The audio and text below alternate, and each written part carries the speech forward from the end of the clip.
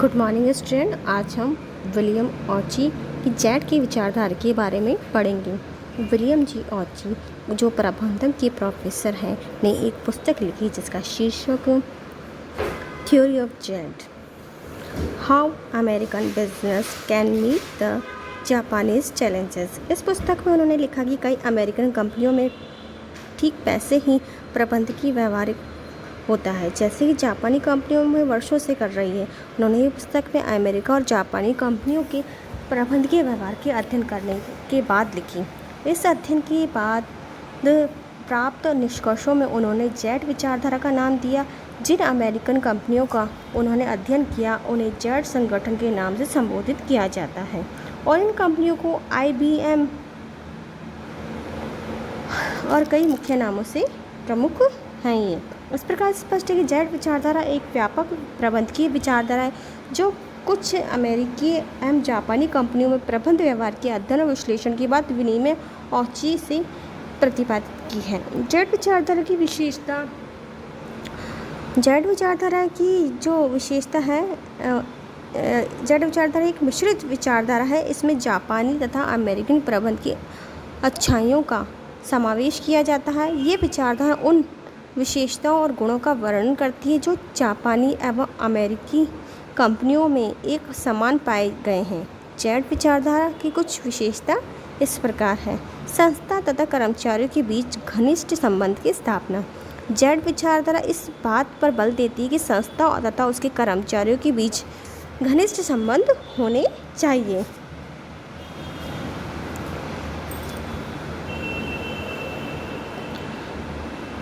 William ऑची ने इस सुझाव में निम्नलिखित बातें दी हैं। आजीवन सेवायोग देना, छटनी और जबरन छुट्टी जैसी कार्रवाई नहीं करना, वित्तीय और गैर वित्तीय प्रेरणाओं से कर्मचारी को अवप्रेरित करना, पदोन्नति के साथ पदोन्नति में विशेष बल देना, प्रत्येक कर्मचारी की जीविका और जीववृत्ति की योजना बनानी चाहिए जिससे इन सभी के द्वारा एक कर्मचारी पूरी तरह से मोटिवेट होगा।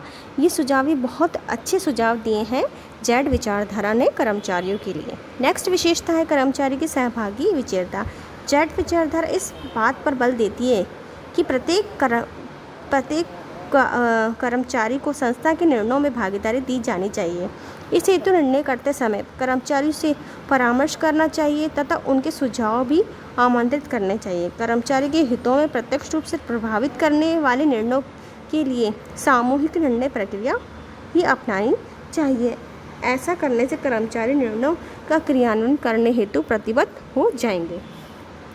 अनौपचारिक या एकीकृत संगठन। यह विचारधारा यह सुझाव देती है कि अनौपचारिक संगठन विकसित करने चाहिए। संस्था का कोई संगठन चार्ट उससे कोई भी विभाग, उप विभाग या कोई भी अदृश्यमान ढांचा नहीं होना चाहिए। यह विचारधारा इस बात पर बल देती है कि संस्था का समूह भावना एवं सहयोग की भावना होनी चाहिए जिसमें भी संस्था की समस्याओं के समाधान हेतु मिलकर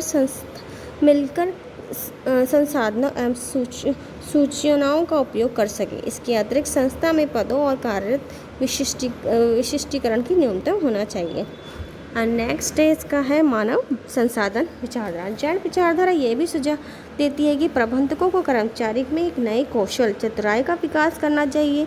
इस हेतु प्रबंधकों को अपने अधीनस्थों में छिपी हुई क्षमताओं को पहचानने का प्रयास करना चाहिए। उन्हें उनकी क्षमताओं का विकास करने हेतु उचित प्रशिक्षण और प्रेरणा देनी चाहिए। उन्हें अपने अधीनस्थों के विकास हेतु कार्य प्रतिबंध और कार्य समृद्धि तकनीकों का उपयोग करना चाहिए।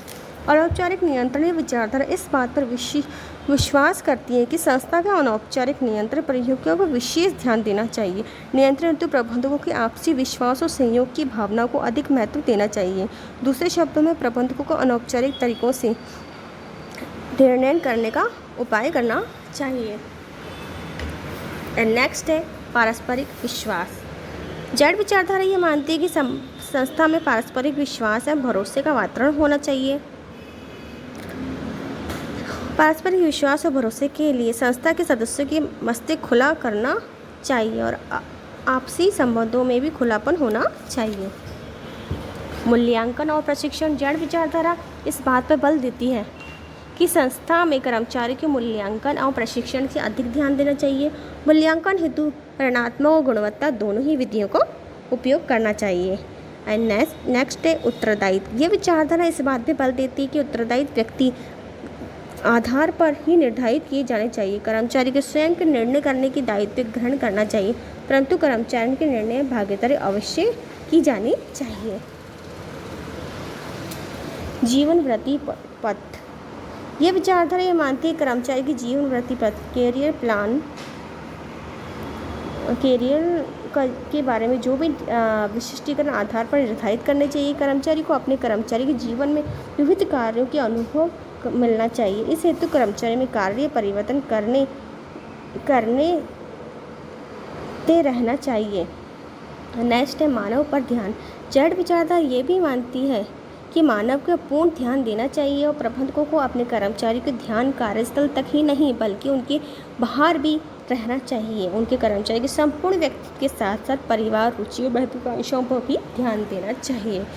कुल मिला के कह सकते हैं कि जेड विचारधारा कर्मचारी को अभिप्रेरित के एक नवीन आयाम देती है और ये केवल अभिप्रेरणा की विचारधारा ही नहीं अपितु यह तो संपूर्ण प्रबंध विचारधारा ही है। ये विचारधारा कर्मचारी और प्रबंधकों के पारस्परिक विश्वास और सहयोग की अभिप्रेरणा के आधार पर मानती है।